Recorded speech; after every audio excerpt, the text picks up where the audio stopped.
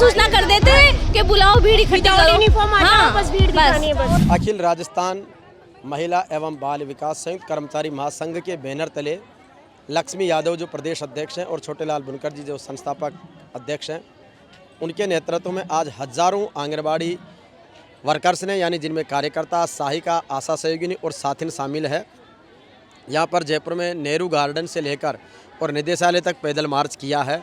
और वहाँ पर जाकर के निदेशक ओपी बुनकर जी को, जो आईएएस ऑफिसर हैं, उनको ये ज्ञापन दिया जो मेरे हाथ में है। इसमें आंगनबाड़ी कार्यकर्ताओं की, सहायिकाओं की, आशा सहयोगियों की, साथिनों की समस्याओं के निस्तारण का विकल्प भी है।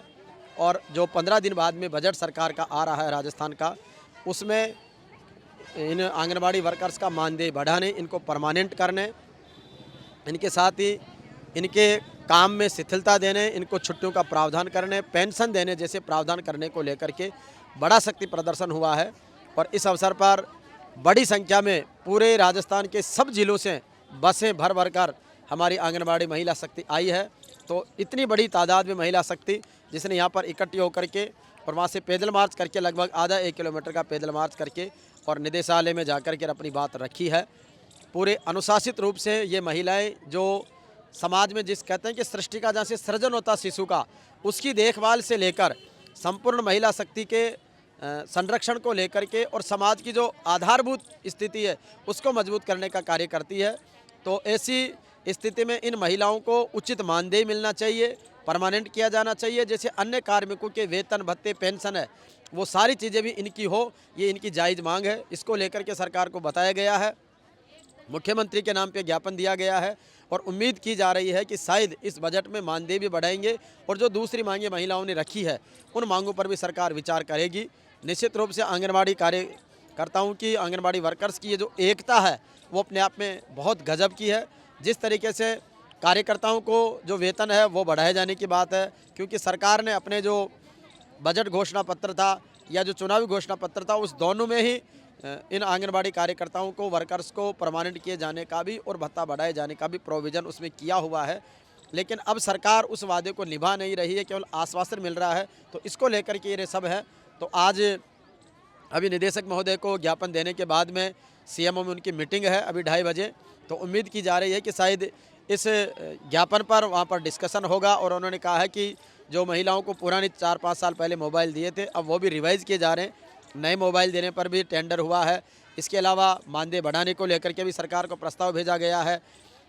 जहाँ पर ग्राम पंचायतें तीरवासी जो नगरपालिकाएँ बन गई है, तो नगरपालिकाएँ बनते वहाँ की आंगनबाड़ी वर्कर्स को हटा दिया गया है। तो ऐसी स्थिति में सरकार उस पर विकल्प पर विचार कर रही है कि जो आंगनबाड़ी वर्कर्स कार्यरत है उनको इस तरीके से नहीं हटा जाए, उनको समायोजित किया जाए। और इसके अलावा सबसे बड़ी बात है कि इनको छुट्टी का प्रोविज़न भी किया जाए और पेंशन भी सम्मानजनक तरीके से दी जाए। इन सब चीज़ों को लेकर के हज़ारों की तादाद में महिला शक्ति जिंदाबाद के साथ में यहाँ पर जुटी है। सारी मातृशक्ति को प्रणाम करते हैं, नमन करते हैं और इनके साथ इनकी एकजुटता को प्रणाम करते हैं कि किस तरीके से एक बड़ी संख्या में भी अनुशासित रूप से रह करके अपनी बात रखती है। ये सरकार के लिए, समाज के लिए भी एक बहुत बड़ी प्रेरणा है। और इन महिलाओं की बात को आदरपूर्वक सुनकर संवेदनशीलता के साथ में विचार करके इनके अधिकार और हक दिए जाने चाहिए। आप क्या चाहती हो, किस लिए इकट्ठी हुई हो, क्या करना चाहती हो? सर हमें सम्मानजनक वो तो होने चाहिए, परमानेंट करो हमें तो एक तो, और मानदेय भी सम्मानजनक तो मिलना ही चाहिए।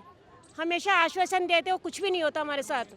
जो हमें तनख्वाह दी जाती है वो भी है ना, आधे बजट में दी जाती है, आधे तो केंद्र सरकार से मिलती है, आधे राज्य सरकार से मिलती है। हमें एक बजट में तनख्वाह चाहिए। सुपरवाइजर की वैकेंसी 4-4, 5-5 महीने में मिलती है, महीने में तो मिलती नहीं है, आधी मिलती है। मजदूर का वेतन तो जैसे होता है वैसे मजदूर का वेतन तो मिले ना, हमें मजदूरी भी नहीं मिलती हमें तो पूरी 4 घंटे की ड्यूटी की जगह हमें 8 घंटे काम करवाया जाता है।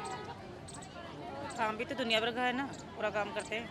हर विभाग का काम करवाया जाता है सर हमसे, चिकित्सा का सबका करवाया जाता है हमसे। हमें हॉस्पिटल का काम भी करवाया जाता है साथ में ही, क्योंकि आंगनबाड़ी के अलावा जो मोबाइल पे काम दिया जाता है ना, उसके अलावा हमें हॉस्पिटल का काम भी दे देते हैं। और जो भी कोई आता है बैग उठा के वही कह देता है कि हमारा काम करो। हमारे साथ ही स्कूल वाले भी आ जाते हैं, एनएम भी आ जाती है, सब विभाग को हमको मिला रखा है। पर हमारा मानदेय वगैरह की कोई किसी को चिंता नहीं है। 3-3, 4-4 महीने के इकट्ठे हो जाते हैं, जिसमें से 2 ही महीने का आता है, 1 महीने का आता है और 2-2 महीने के हमारे गायब हो जाते हैं। क्यों हमारे साथ ऐसा क्यों? काम के लिए तो आप हमारे पास सबसे पहले एनएम भी आएगी, मास्टर भी आएगा, चपड़ासी भी आएंगे, सब आते हैं, और सब पटवारी भी आएगा तो हमसे सर्वे मांगेगा। क्यों भाई, हमसे क्यों? जाओ फील्ड में करके लेके आओ। हम भी तो फील्ड में जा जाके कर रहे हैं, हम भी तो सारा काम करते हैं। तो आप हमारा मानदेय का और हमारे को परमानेंट करो। जो भी कुछ है, हमारी 30 साल की नौकरी हो गई, हमारे बच्चे बड़े बड़े हो गए, हमको क्या खिलाएं क्या कराएं, और उनको कुछ कर भी नहीं सकते। और फिर हमारा खुद का भी तो होना चाहिए। भाई हमारा बुढ़ापा आ गया, हम किसको कहेंगे?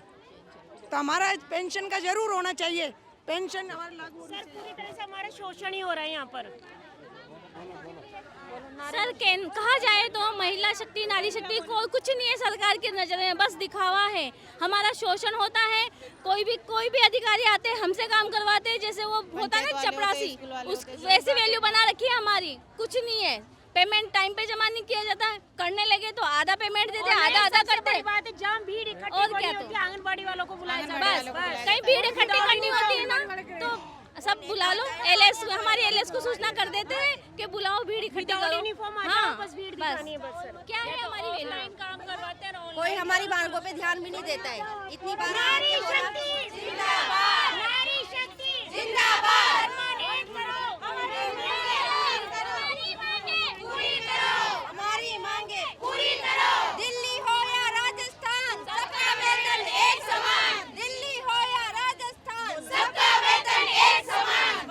हमारे ऊपर इतना अत्याचार कर रही है सरकार को पता नहीं है। बेटी बचाओ बेटी पढ़ाओ, ये करो वो करो। हम क्या बेटियां नहीं है किसी की? क्या हम नारियां नहीं है? इतने कर रही है, इतने काम कर रही है, बेटों के लिए ये करा, 33% आरक्षण कर दिया, 50% आरक्षण कर दिया। क्या कर रही है ये? महिला ही तो है, हमारा तो सारा महिला विकास है। इनका तो विकास करो, खुद हमारा विकास नहीं हो रहा। बच्चों का क्या विकास करेंगे ये लोग? हमें बुला लेते हैं, धक्के के खाते फिरते हैं इधर के उधर। हमारे क्या किराया नहीं लगता? हमें क्या सरकार दे रही है आने के लिए? तो हमारी कुछ तो सुनो, इतना अत्याचार भी मत करो। फिर क्यों झूठे वादे करते हो? बेटी बचाओ बेटी पढ़ाओ, ये झूठे वादे हमसे मत करो, हमें मत थकाओ।